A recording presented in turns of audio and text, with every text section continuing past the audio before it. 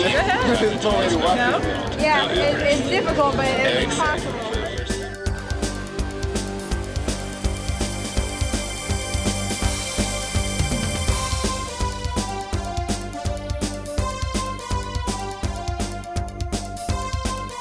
Hi, I'm Karen Anderson, the Director of the Disabled Students Programs and Services, and today we're having our annual Disability Awareness event, to which we invite the public, campus staff, faculty, and students to learn about disabilities. We do this by inviting vendors. We have over 20 vendors with a variety of technology and assistive devices, as well as community-based agencies to help students understand through experiential replications what disabilities and what effect disabilities have on other students.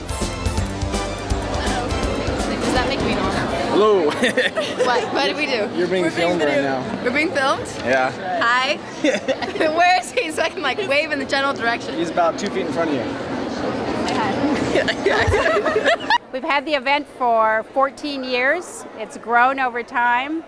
We have many students who get extra credit from faculty by attending the event, and we have everything replicated from visual impairments, you can see by some of the displays and the technology here, to our high-tech center where we teach technology, the use of technology to our students, to a learning disabilities program where we replicate the effect of a variety of learning disabilities on students.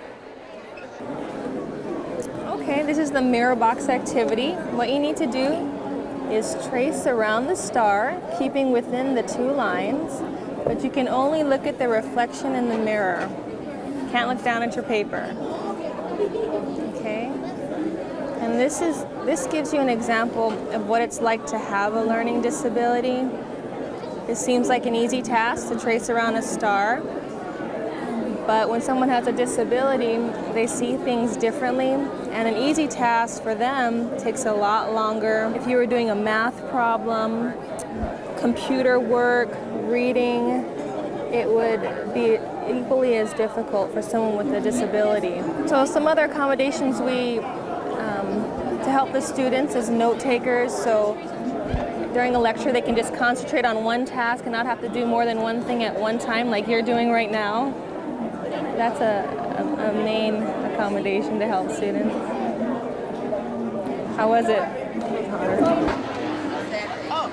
Okay, we have the San Joaquin County Blind Center comes, and we have 2 orientation mobility specialists who do what they call a trust exercise and an orientation where they blindfold the individual, give them some instruction using a cane, and let them see what it's like to try to orient themselves in this building without vision, using just a cane for feeling their way, and a trust exercise, meaning letting somebody else guide them right, left, trusting that in fact is what will make it work for them. This is an assimilation of what it would be like to be, it's 6 different visions. This one in particular would be blind in this eye, and I am not able to see on this side of my life. And this side I can see clearly. This is from the Blind Center over there in Upper Danner Hall at San Joaquin Delta College. Thank you. Bye. We have wheelchairs, so students can come in and use a wheelchair, take a path, have to go up a ramp, have to open some doors, see what it's like to have to use a wheelchair to get around a campus where things are pretty spread out and there's a 10-minute pastime between classes.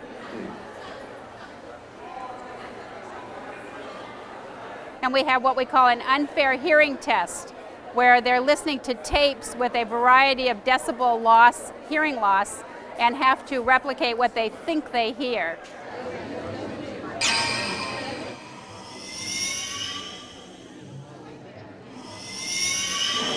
This application is called the Geordie. It's a visor that can be worn on the head.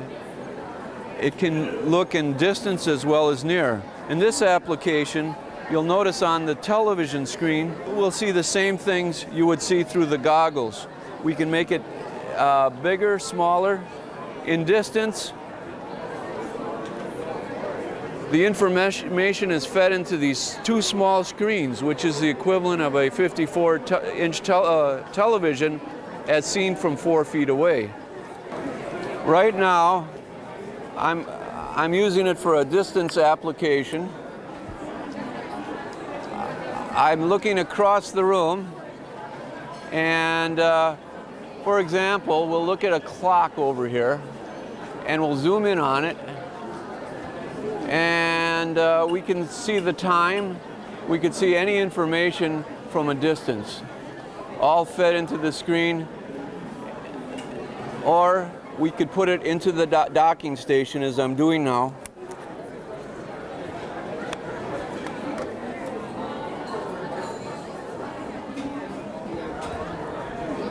And you could use it in your television at home. This application, a student would take the camera and feed it into his laptop. Right now, we're looking at a distant object across the room that it could be a formula that the professor is writing on the board. We can capture this to disk.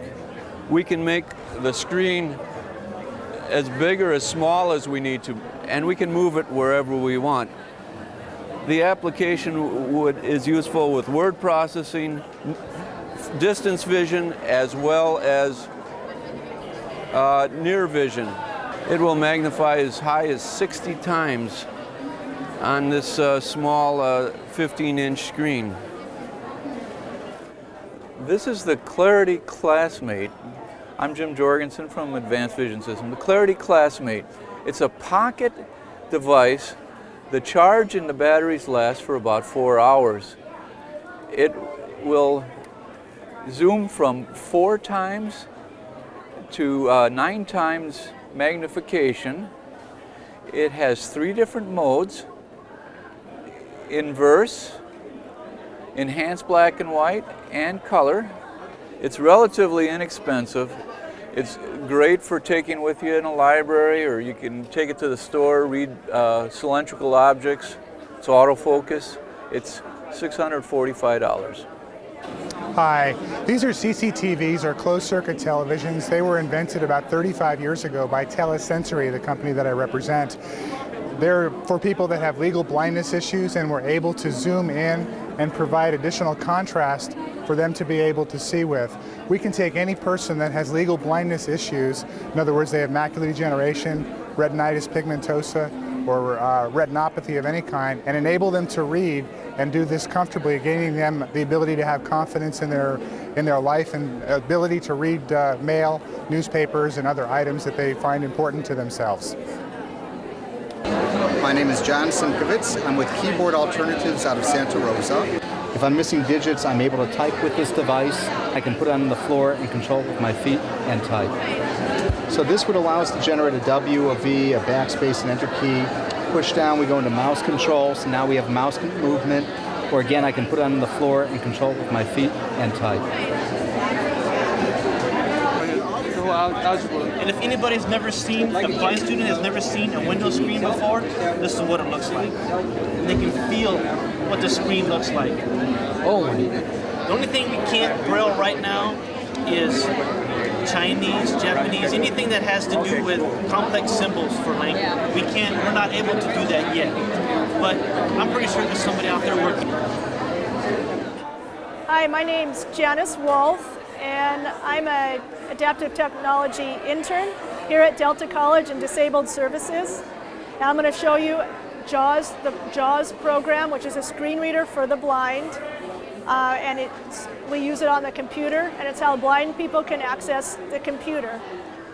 Okay, so we're going to move around the desktop onto the different icons. HP Precision Skin Pro 3.1, Microsoft Word.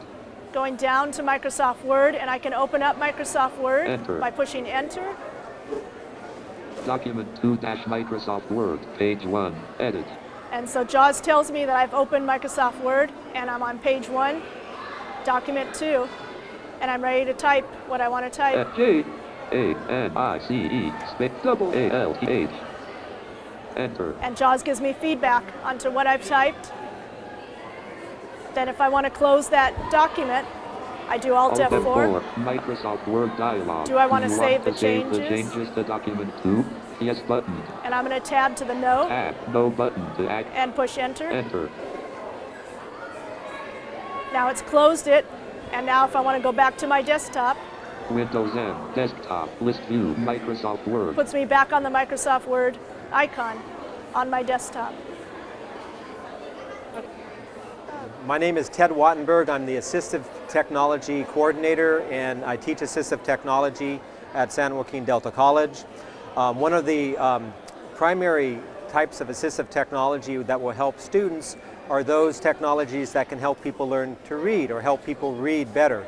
Reading is critical in learning, and many people with learning disabilities have a reading problem. Also people with English as a second language or older citizens of our community that are losing their sight.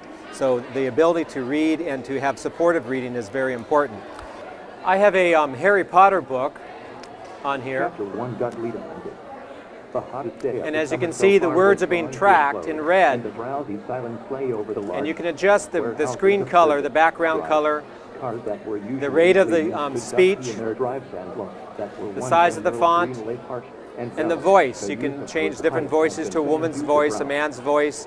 In fact, you can even have this read Spanish books with a Spanish reader. So I have students that their primary language is Spanish, and so instead of English books, they're reading Spanish The only books. person left outdoors was a teenage boy who was lying flat on his back in a flower bed outside number 4. He was a black man.